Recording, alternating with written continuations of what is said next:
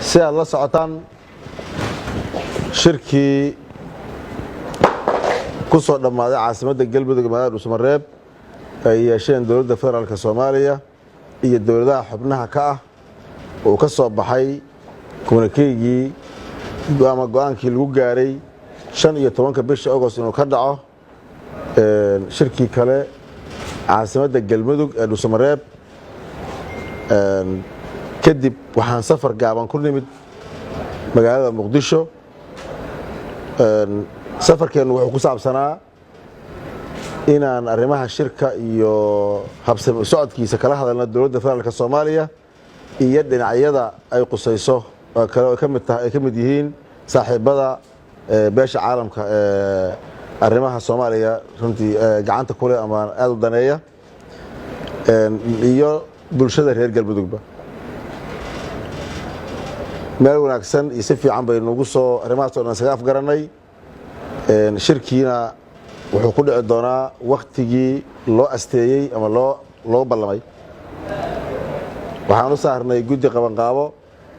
oo guddigii saddexaad ah oo qabanqaabada shirkan dhuusamareeb tiri maanta intaas kadib sidoo kale waxaan magaalada Muqdisho kula kulannay siyaasiyiinta ganacsatada bulshada qaybaheeda kala duwan reer galmudug oo aan kala hadalnay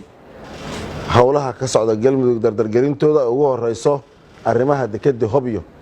iyo sidii go'aamadii lagu gaaray hore u socon lahaayeen dhammaan ilaahay fadligii meel fiican bay noo marayaan waxaan rajaynaynaa inay ka soo baxaan tallaabooyin horumar leh oo la jaan qaadaya go'aamadii iyo arrimihii aan ka soo hadalnay oo la socdo intaas kadib maanta waxaan safar gaaban oo ku tagi doonaa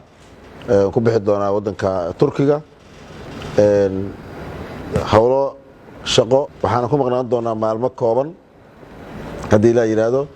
muddadii ka horna waxaan tagi doonaa caasimadda galmudug ee dhuusamareeb si aan shirkii iyo arrimihiisii halkii ay marayeen uga sii wadno dhammaan dhinacyada shirkaas iyo sida uu quseeyay iyo dhammaan Soomaaliya oo dhan waxaan ugu baaqaynaa in waqtigan la tixgeliyo wax kasta oo shirkaas dib u dhigi kara ama dhibi karana laga fogaado shirkuna uu ku dhaco sidii loogu talagalay aad iyo aad baan uga mahadcelinaynaa intii ka soo qayb qaadatay iyo inta hadda u diyaarsan ay ka qayb qaadato waan mahadsantihiin. Assalaamu calaykum waraxmatullaahi wabarakaatuh.